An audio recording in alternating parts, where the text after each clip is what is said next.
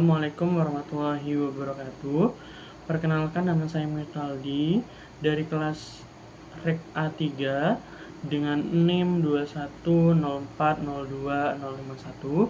Pada kesempatan kali ini saya akan mempresentasikan terkait materi yaitu penerapan metode association dan forecasting. Untuk pengenalan singkat terkait association dan forecasting, association adalah teknik dalam data mining yang digunakan untuk menemukan hubungan atau pola yang menarik dalam data. Contohnya apa? Misalnya dalam data transaksi supermarket. Forecasting adalah metode untuk memprediksi kejadian atau nilai di masa depan berdasarkan data historis dan analisis tren. Contohnya, memprediksi penjualan produk bulan depan untuk mengolah inventaris atau sumber daya. Tujuan dari association analysis ada 3 tujuan. Yang pertama yaitu analisis keranjang pasar, yang dimana pada analisis keranjang pasar menganalisis perilaku pembeli, pelanggan, dan menentukan produk yang sering dibeli secara bersamaan. Yang kedua yaitu penemuan pola, yang dimana pada penemuan pola ini mengenali tren dan hubungan tersembunyi dalam data untuk mendapatkan wawasan yang bermakna. Nomor 3 yaitu rekomendasi produk, yang dimana memberikan rekomendasi produk yang relevan berdasarkan perilaku pembelian pelanggan. Dalam association rules melibatkan 2 langkah utama. Yang pertama yaitu frequency item set generation, yang dimana mencari kombinasi item atau item set yang sering muncul bersama dalam dataset menggunakan batas minimal, frekuensi atau support. Contohnya apa? Dalam transaksi cari kombinasi produk yang sering dibeli secara bersamaan. Yang kedua yaitu rule generation, yang dimana membuat aturan asosiasi dan item set yang ditemukan pada langkah pertama. Setiap aturan dinilai berdasarkan metrik.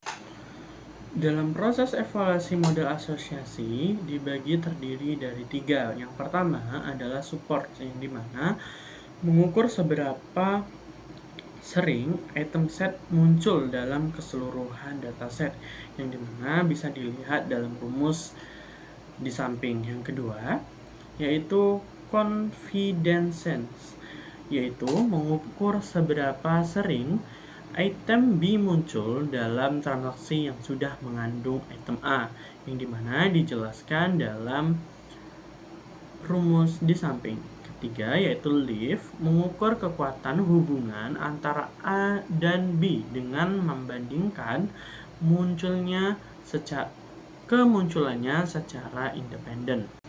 Algoritma yang populer untuk association rules adalah, yang pertama adalah a priori algoritma, yang dimana menggunakan prinsip downward closure property, yaitu jika suatu item set tidak memenuhi batas support, maka semua kombinasi item yang lebih besar dari item set tersebut juga tidak akan memenuhi support.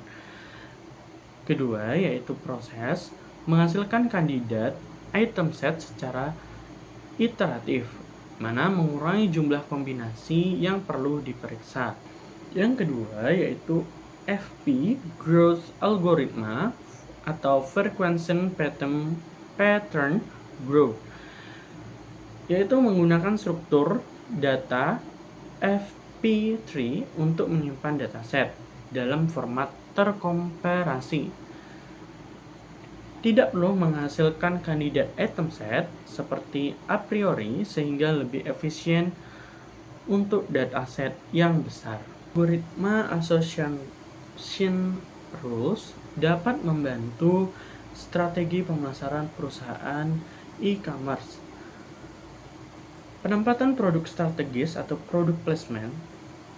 Association rules membantu dalam menentukan produk mana yang harus ditempatkan berdekatan dalam kategori atau halaman produk. Contohnya, jika pelanggan sering membeli produk kecantikan seperti serum dan toner bersama, maka letak produk tersebut harus pada halaman yang sama dengan produk yang sering dibeli oleh pelanggan tersebut.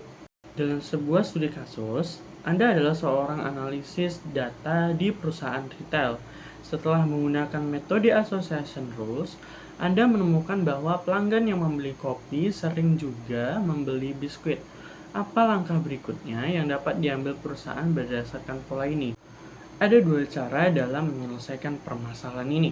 Yang pertama yaitu membuat penawaran bundling, yang dimana strategi penawaran paket promosi yang menggabungkan kopi dan biskuit. Misalnya, beli kopi dapat biskuit hemat 10%, atau pembelian paket sarapan kopi dan biskuit dengan harga yang spesial.